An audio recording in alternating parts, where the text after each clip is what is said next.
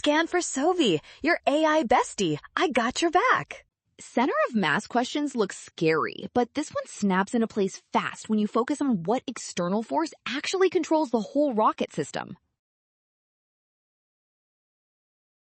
The key idea is that a system's center of mass moves as if all the mass were concentrated there, pushed only by the net external force, not internal forces.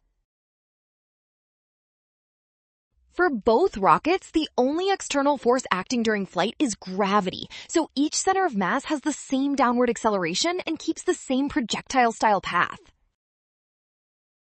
When Rocket B breaks apart, those forces are internal to the system, so they cannot change the center of mass trajectory, which matches Rocket A, making C.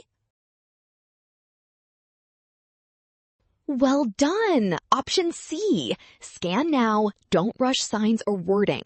Trust the given forces and check each step before locking your answer.